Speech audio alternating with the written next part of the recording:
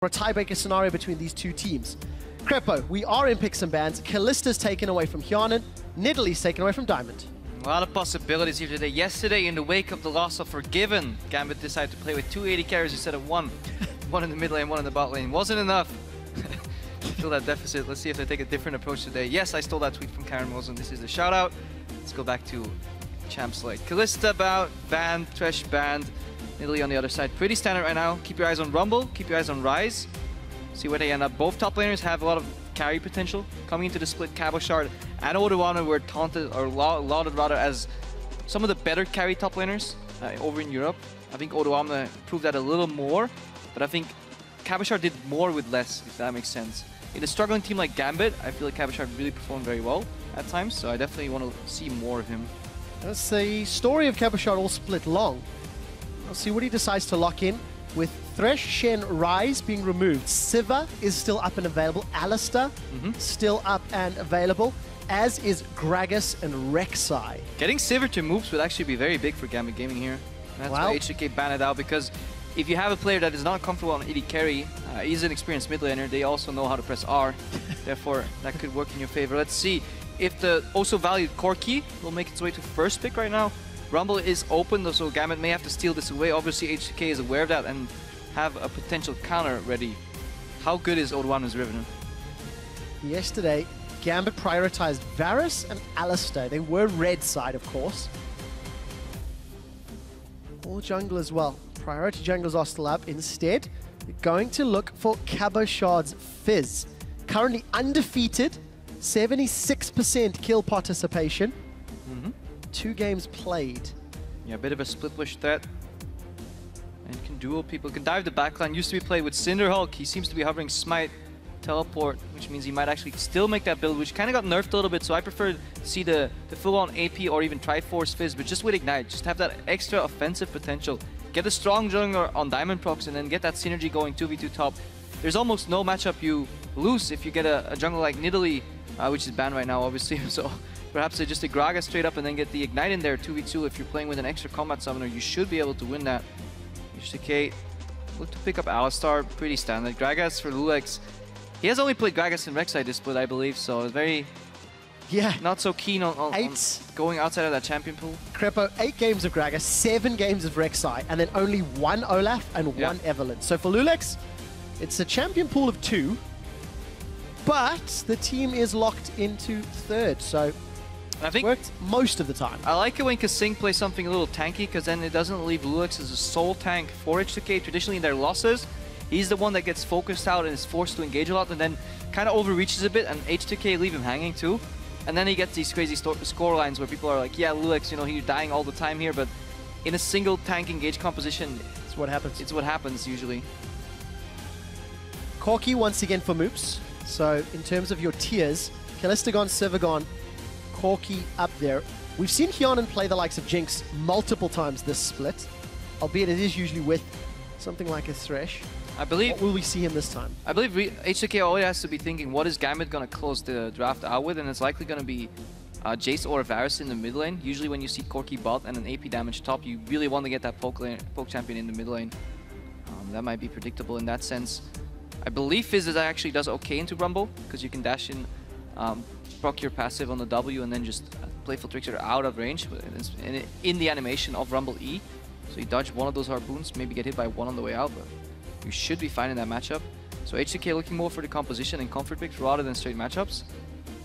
I like Tristana though. I think she's a very strong champion. Really want to see more of her.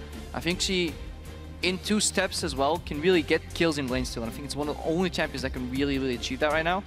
Outside maybe Kalista being played well, but she's usually banned. So I like to see more Tristana. Definitely been the case in recent weeks with that Kalista ban. Up there around 47 bans in total this split. So there's that poke mid laner you were anticipating, Crepo. And it looks like Gosu's going to lock in this support Morgana. A little bit of disengage. That Black Shield could be incredibly powerful against the Alistar engages. Alistar engages and into the Gragas as well. When Gragas slams into it, Body Slam Flash, immediately he's going to cast his Explosive Cask right after. You can wait for that Body Slam to connect if it's not on Morgana. Just immediately cause Black Shield and the follow-up engage is gone, and then Gragas just gets focused down. So this is a very Very standard poke composition, but I like it from Gambit. I think it's pretty clear what their strengths are, what their weaknesses are, what win conditions they have to play to, and that is definitely something you want to do when you're playing with a sub. Don't make it too complex. Say, okay guys, what are we good at? Grouping as 4 people somewhere and sieging, throwing out binds, following up with poke, or simply poking people out and preventing the engage toward your flanks. And then you have Cabochard, who can either split push, draw one target away, or just flank in from the side and go for the dive. Cabochard tried that on Kennen yesterday. Pulled it off actually multiple times against Elements. Fantastic. But unfortunately, it wasn't at the most vital of moments. The last lock-in here for H2K is going to be this Ahri for Ryu. The first time he played it was with the introduction of 513 when we changed the AP items. He went for a Rylai's Crystal Scepter, and memory serves it was Giants who was playing against. That's a little irrelevant. What was good is his overall scoreline. 14, 1, and 4. Ryu went ham. Yeah, he definitely went ham, and you need some gap closes when you play against Ahri, so you can at least nullify one of those chargers she has on her ulti. Very skirmish heavy. I feel if Ahri can somehow group up around Tristana, one charm is enough to immediately take somebody down and get the resets going. Gambit usually just want to avoid fights. If you look at H2K, they're hard engaged, his Body Slam Flash Cask, or charm connecting, perhaps Alistar, but Alistar usually gets used more as a peel tool or a secondary engage. Alistar straight up engaging into a Morgana is near impossible unless you get a Q flash off, so it'll be interesting to see how well H2K dance around this disengage and poke from Gambit, and how well Gambit, you know, stay alive. A lot of eyes going to be on Ghost Pepper as well. Will his Black Shield be on point? Will he be able to save his teammates? For Gambit, they are playing with that substitute. They are also playing to force a tiebreaker with a win here. And we'll need to see whether or not they can improve upon their performance from yesterday, the longest game of the summer split. If you think Gambit can do that, jump on Twitter, hashtag GMB win. Or will H2K, with no pressure on the shoulders, the fact that they are locked into third, will they win? Hashtag H2K win.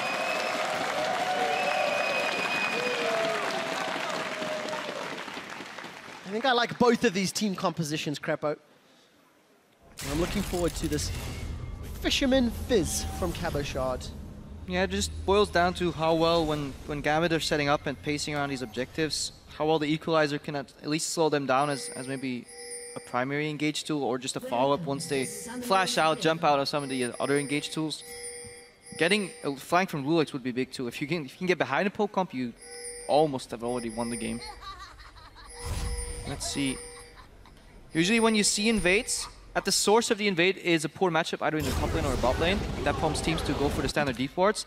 That's why more often level 1 we see people trying to catch them outright. So if they come at Cabochard, is going to go for the Oscar and try and bait them in, say, hey, I'm alone, please don't poke me, and then boom. I think he's going to win that, Oscar. Lulix gone for the early body slam. Why would you?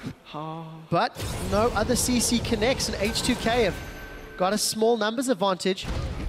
Crepo, we're on for a fight. That's a second body slam. Lulix gets caught by the Dark Binding, but Gambit are in retreat. And it's H2K that will get themselves some deep wards. Now let's see why they would need those wards. Perhaps they feel it has to be almost to keep the Fizz down. Rumble in a lane swap does incredibly well because it's a utility champion in the sense that even if he gets to level 6 with very few CS, he has a lot of high base damage on his Flame Splitter, his ultimate. He's good in these fights, whereas Fizz is the ultimate skirmisher. If you can lane swap on one split pusher on the enemy team, you tear apart part of their strategy already. Their backup plan, their comeback mechanic is gone in that sense. However, Gambit look to settle into normal lanes here too. So Fizz will be double jungling for a while. And let's see how early Gambit is going to move into H2K's jungle on the right side of the map, because they have no clue where H2K is starting if their camps are being stolen away. When you see this, usually they forgo the Wraith camp and then go straight into the camp and then peel back the jungle later. That being done here on the side of Gambit Gaming. Very traditional-ish start after a bit of a rough face check. H2K's duo lane did settle themselves up top, as we can see Cabochard and Diamond now splitting apart. Long time since these two teams played. Different levels of performance as well. There is a very early invade, I feel. 2.5 minutes. Diamond's actually going for the Wolf camp. Yeah, standard. They're splitting up the map right now. Left side is for H2K. Right side belongs to Gambit. The only thing that differs in a lane swap is how teams distribute their experience. We saw a camp being done, as we see some trades here in the mid lane, on the side of Gambit's bot lane. This means that that'll be slightly stronger. However, H2K did not do the camp on the bot lane, so they leave more farm for Lulex to pick up, who's actually traditionally behind a bit early game, and they go immediately for the 3-man push. They say our bot lane can handle a little less farm, we don't need that extra camp. We'll immediately push the tower, bounce the wave and get Rumble ahead. See if we can prevent Fizz from doing the same. Tristana is really good at tower pushing if she skills her E. You can tell the intent of what players are doing, whether it's Tristana skills E early or not as well, because obviously there's no way back once you've skilled it. So minion wave not being denied just yet. H2K actually seem relatively content to... No, they're just putting it low. You don't want to get that scenario where you suddenly start eating a couple tower shots and you get a free chip to base. Perfect bounce. Bounce that one perfectly. Down in the bottom half, let's evaluate Moops and Cabo. We can see Gosu's already got some deep wards in lane as well. No pickaxe on Hjarnan. Very, very early base here, but it's fine. They just want to keep the momentum. The first move has been made by H2K. Traditionally, when H2K was in their prime, them making the first move would mean they would then eventually put you checkmate somewhere and just dive you straight up. Okay, even gold, as we can see. Towers equalized. H2K's duo is heading down bottom. In these lane swaps, mid laners are always left to their own devices, and Ryu and Betsy are farming up as best they can. Betsy starts with that long sword. Bit of a cheesy play here from Gambit, hiding in the brush, knowing that Cabochard... Ooh.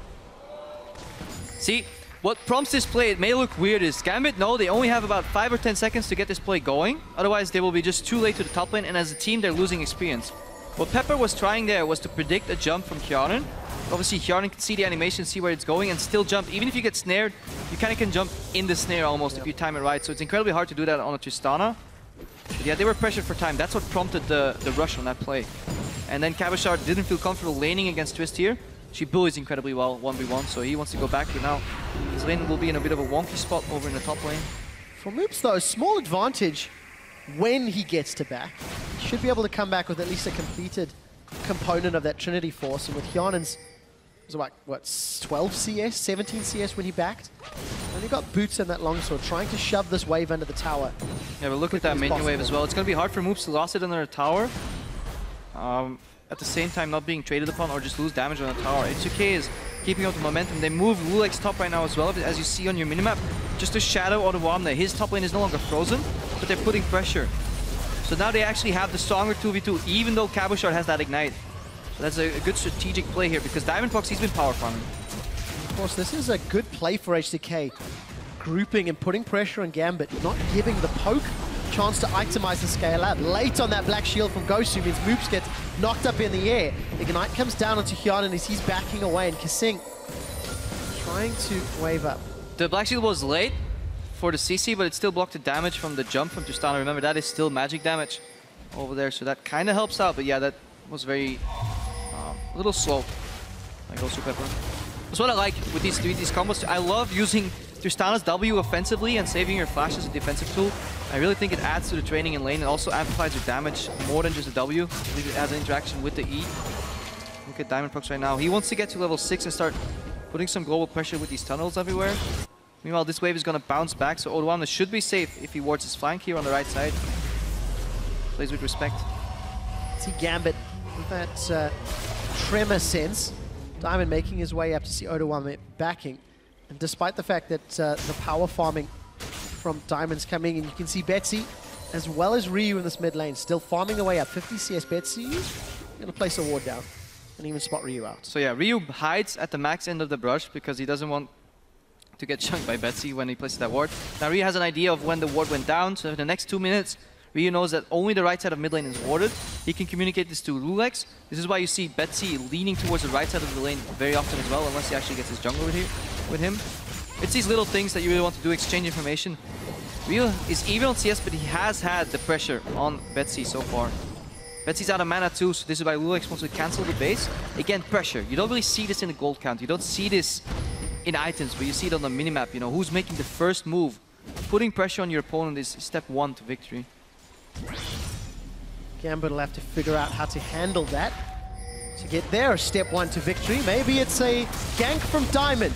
Knockup does connect. You see the challenging smite come out. Cabochard throws Troubled Waters. And a good defensive flash from Odoamne. I just quickly want to mention, we saw that graphic pop up for Betsy. Betsy's 3 games played, 0 losses on Jace. He's a really good Jace player. Good steal here by Lux. 2 equalizer's not there yet. Odoamne's not 6. First blood for Cabochard. Diamond's gonna lose his life to the tower, and Lulex wants to get the big belly down. He does. Cabo gets connected with the body slam. Double kill for Lulex. It looked grim for a second, but Lulex is aware of how long the cooldown on Playful and Trickster is afterwards, and yeah, somebody has to tank that tower eventually.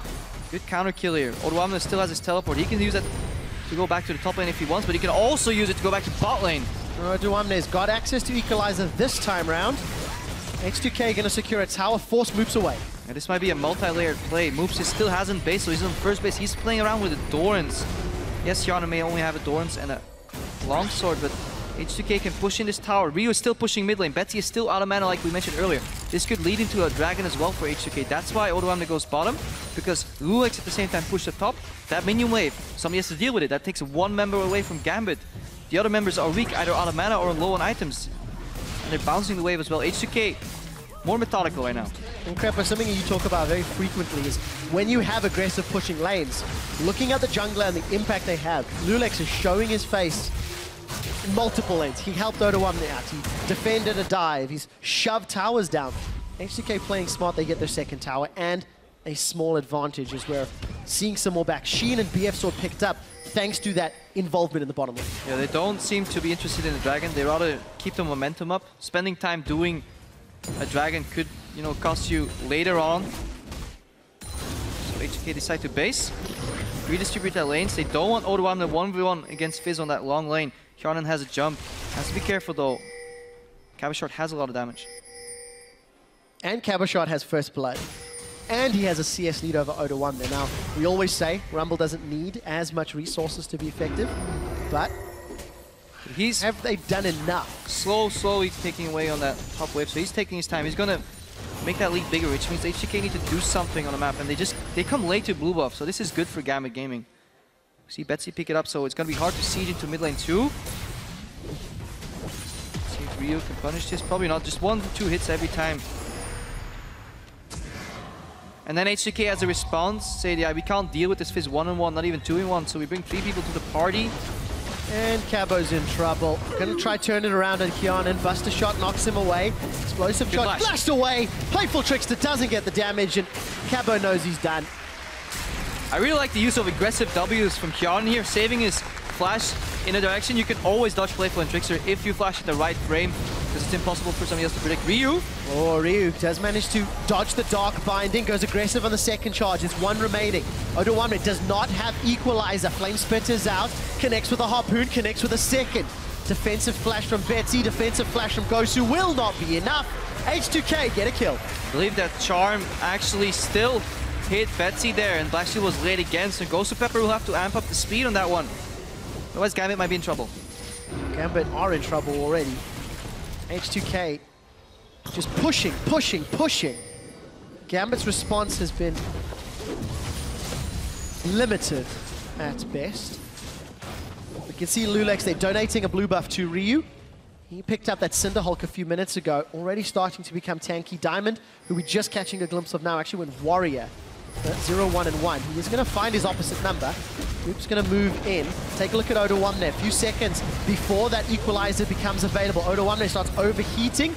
Teleport channeled from Cabochard. That's a good kill for Gambit. Caught out the Gragas. H2K should be able to get away from this one. H2K playing too aggressive rather towards their weak side. Did not have teleport available. Even if they did, Odoamne was already there, so they were in a numbers disadvantage if you count in that top laner that can obviously teleport. Now they go for group siege in mid. This should be the tower down in mid. So despite losing a member, H2K get Cabochard's teleport and a tower, which means Odoamne with 25% cooldown remaining on his TP should have a small window where H2K can make aggressive plays, maybe a dragon play, something similar. Or maybe they don't need to wait. It's not all over for Gambit, however, because so far in this game, every time H2K have had to deal with Fizz on Cabochard, multiple people were involved. So there's no straight up candidate to take him on 1v1. He's scaling relatively well. 70 CS obviously at 12 minutes isn't the highest, but he's doing better than his direct counterpart. Maybe they want to send Ryu over later, but he still won't be able to deal with him all too well. he can maybe just neutralize the threat. That's the best thing H2K can hope for. And then the remaining 4v4, they will have to get an advantage there. And they have. And I mean, Ryu is kind of the primary wave clear for H2K. Tristan's going to need a couple auto attacks and that explosive satchel to blow. Gragas has got limited, but really if Ryu's not at a tower with that Orbit Deception, the wave clear from Gambit could stall time, could buy them some opportunities to claw their way back into this. And H2K with their lead, with their pushing lanes, with the towers down, are getting some deep vision as well. Yeah, good reaction play here because Cabochard is taking a sweet, sweet time over in the top lane to deal with that wave. Obviously, he doesn't want to push out too quickly. It opens up more members on the other side of the map to ward deep in the enemy jungle. So if your lane is frozen on the left side, traditionally you will see deep vision on the right side, and then you need an advantage. The problem is you're playing into very heavy wave clear, both mid and bot, and tier 1 towers are down. This makes the game a lot trickier, a little more susceptible to counterplay. However, H2K have proven in the past they can deal with this. And yeah, we might see some rotations come out or potential straight up dives. Positive play from H2K though. They have to almost. Yesterday, H2K fell behind Origin. Origin had a pretty intelligent way of dealing with globals. This is what I mean, look how Moobs clears that wave together, you know, Betsy's there too, but one big one and a Phosphorus Bomb is enough to clear all the caster creeps. And then people can't commit to melee range on that tower. Which means they have to move out now. Betsy goes back to mid, clears out the ward, so Gambit are fighting back the vision control here, and Cabochard, he's drawing more people to him if they have to deal with him. LC has the free pressure on the lane, and he will always push out top. We'll have to see how effective that pressure is for Cabo, because Gambit are still behind in a lot of the metrics. But as you mentioned, Crepo, there is a lot of opportunity for Gambit to claw themselves back. And look at Odoama's positioning in that top lane right now. He is staying back because he has to. He knows he can't duel Cabochard, but at the same time he is conceding farm. Every wave, 3 or 4 CS he's losing. 57 CS at 15 minutes.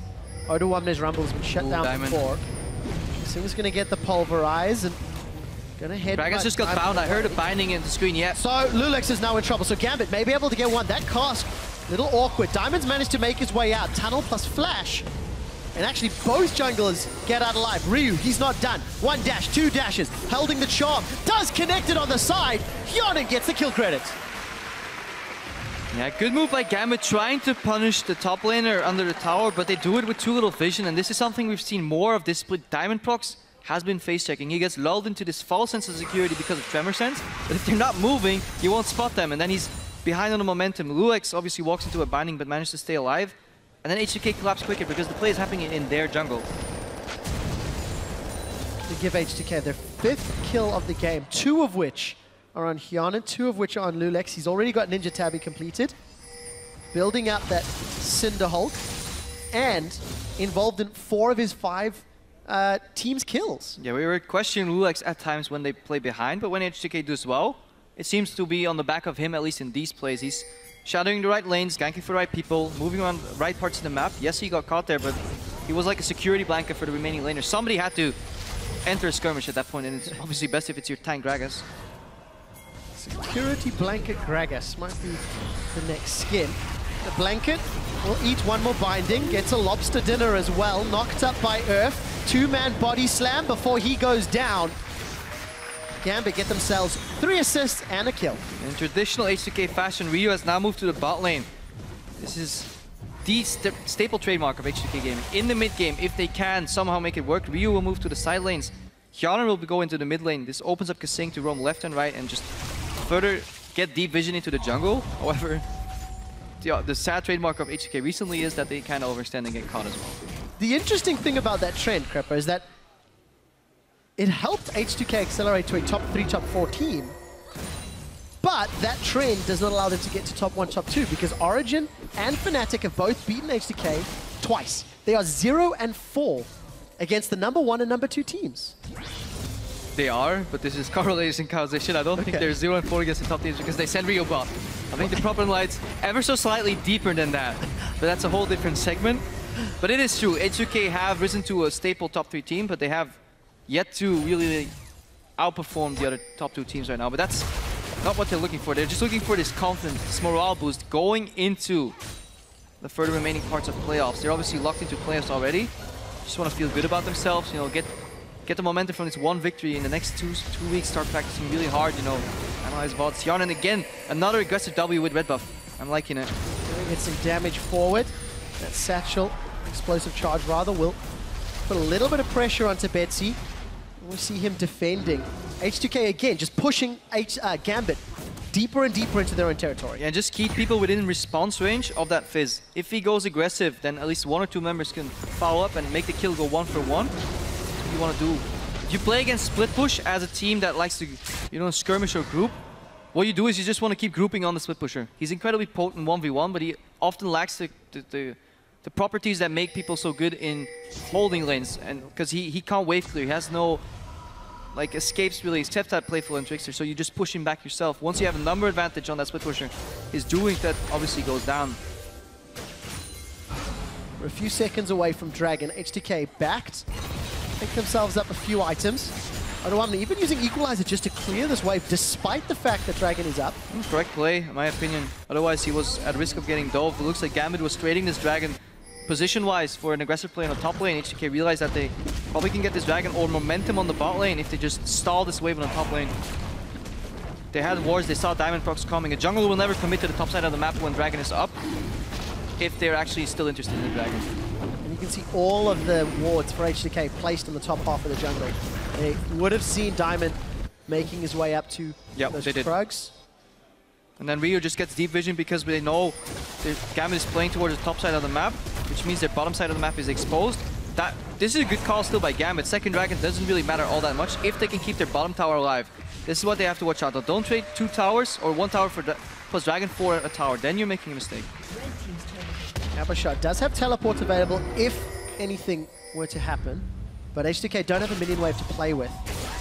Cleared out there by that excellent wave clear that both Betsy and Moops are bringing to the table. However, the next conga line's coming in, and with all of the vision in the jungle, H2K have got a lot of time to play with. They can't do anything against this wave, or they have to straight up dive. If Betsy uses the AoE properly and the rockets will chip away at these minions before they even reach the tower, and at that point people are in engage range, so this push gets thwarted completely. H2K have to push in and rotate. Well, Odoamne, he's getting caught out. Chum the Waters is down. Here comes Diamond as well. Knockout. Not even going to be needed. Sniped with a Praise. He wanted an assist on that play, but ended up stealing it. I think he should have smited earlier. Cabochard really needs that kill earlier, and this is, again, H2K spent too much time in the bottom lane, and Cabochard did an incredibly good thing. He killed that tier 1 tower, but he bounced away backwards, which means if Odoamne wants to touch any farm, he has to come all the way into the lane, and obviously he has to get close to those rushes, and good trigger by Cabochard. And Odoamne blew his flash as well, so didn't get away. Summoner spell used. And Kasing. Oh, cheeky. Mess with the bull and you get the horns. Kasing steals away the Raptor. Game-changing play. H2K hold on to a small gold lead. Ryu is playing Assassin. After those, obviously if you keep people pushed in for a very long time, they will never have deep wards in that area. They will not have wards behind you, which means they have to face check a lot of brushes in full vision. Gambit's smart enough not to do that. They have no reason to go there. Dragon's been down. Yeah. The only reason you would go in there is to get maybe you're on red buff or contest enemy blue buff later, but Gambit's fine conceding that, because they're playing towards wherever Cabochard is. However, he might hop over soon though. Find Ryu. I distinctly remember when Ryu played that Ahri against Giants. Oh, Chum the Waters is available in just a second. Cabochard, he's going to hop over. Playful Trickster. Chum the Waters doesn't connect. Ryu dodges so much. And that was one of the reasons Fizz has fallen off as a champion, because you can now flash the Q from Fizz, and then a good move from Ryu getting out of there. I think it's really greedy to try and kill that small red buff minion after you stolen the buff, but hey, who am I to disagree with Ryu? Just wants all that CS. Now this leaves top tower exposed, and if you can beat the wave clear to the tower, then you can siege. Because then they don't have that AoE setup anymore. They can't instantly clear, but usually they chip away at these waves. Good move by Hjarn here. And 1 E combo. Cabochard and Betsy, they've got it. Kasing, he gets himself a 2-man knockup. Knocks Cabochard away. Hjarn picks up his 3rd kill of the game. Gambit getting a little caught out under their own tower, and H2K secure their 4th kill of the game. Kasing called the bluff there. He said, okay, you just use your gap closer offensively, you're not running flash, you would only do this if your entire team is with you and you're going for like a panic hard engage, but obviously they weren't. Gambit was still rotating over, so good pulverized flash, 2 people knocks Cabochard back, and completely waste of engage. Gambit were they were chasing a loss right there, so they tried to bluff, but they got caught. Hjarn again.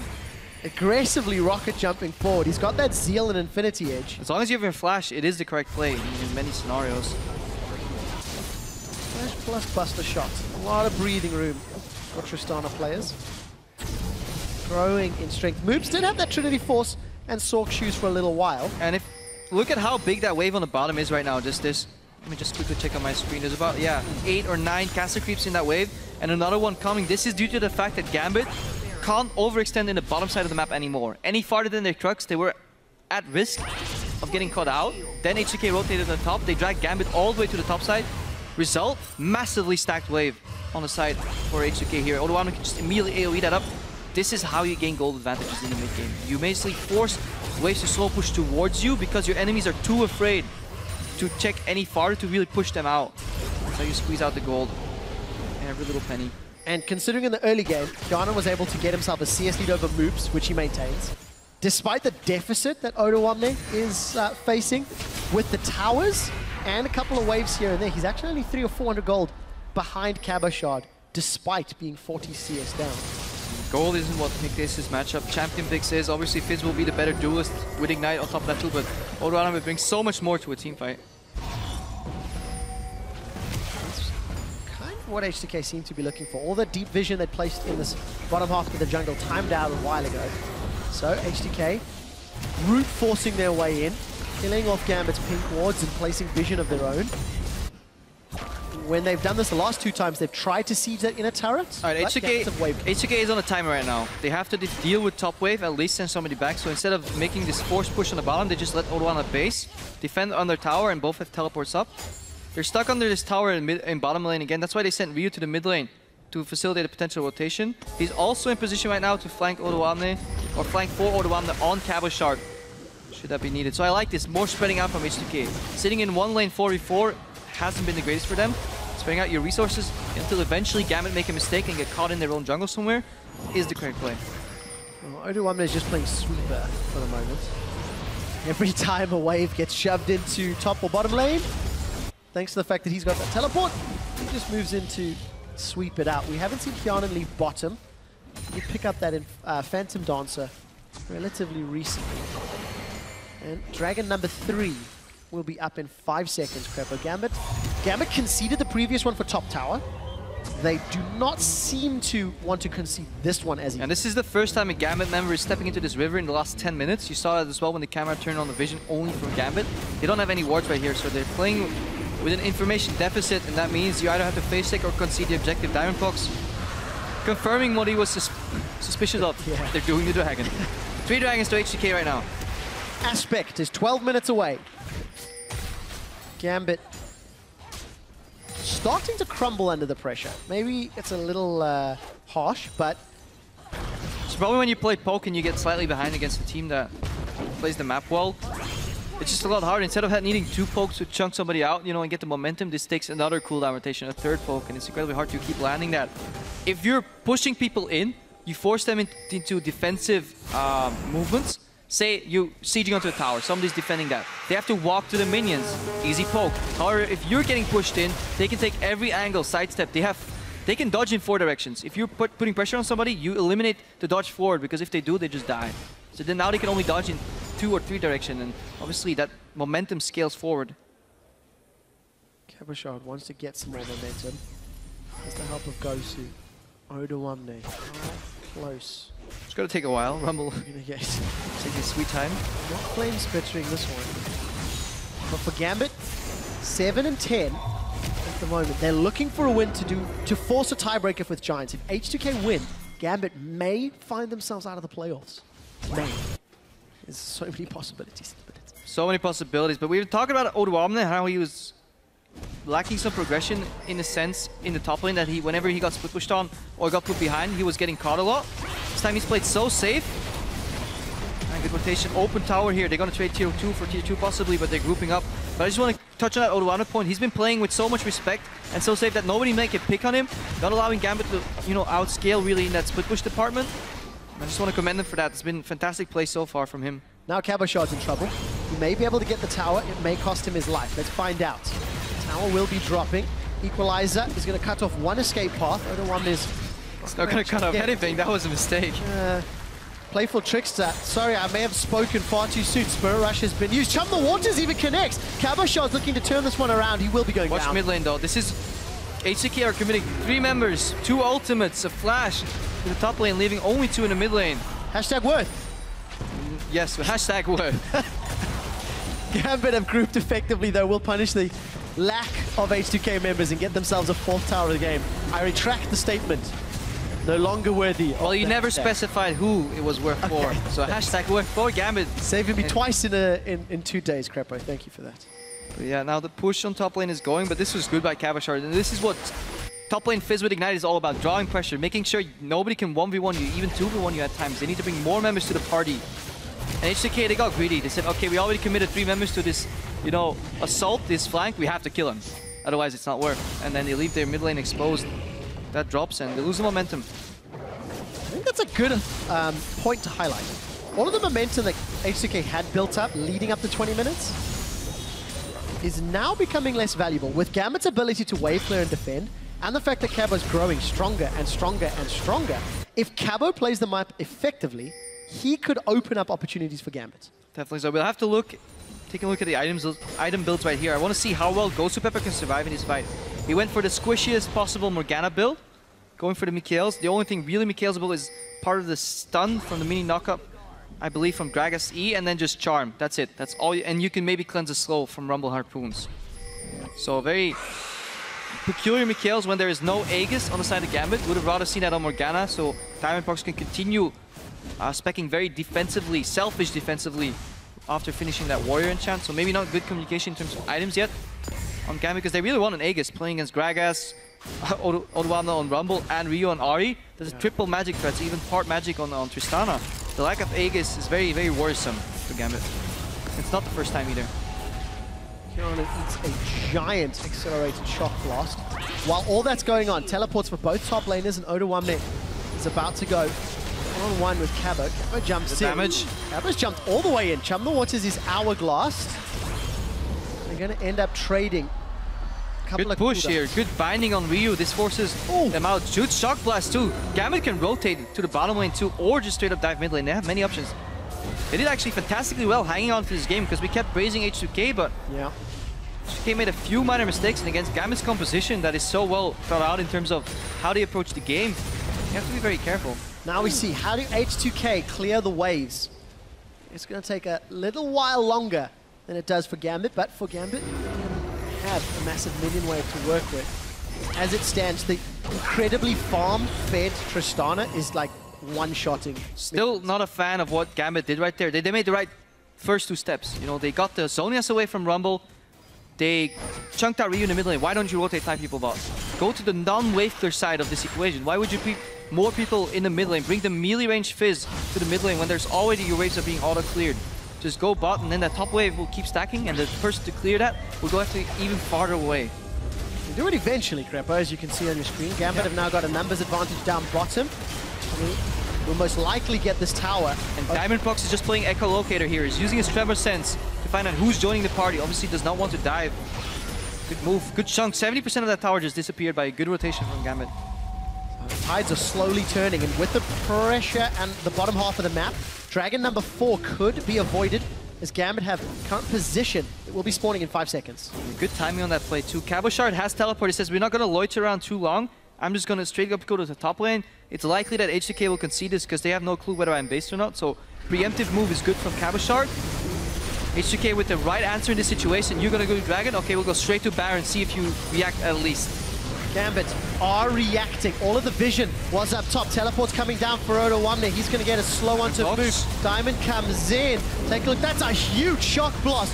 3-man knocker from Diamond. We see that he's down. It is the kill credit that goes to Kasing. Hammer comes down as well as Cabochard. Baron secured by Ryu, in fact. They traded 1 for 1. Junglers are down. Kasing is the sacrificial cow that's left standing. Betsy flashes over the wall. Takes Ryu out. 1 for 3. H2K got Baron, but Gambit want more.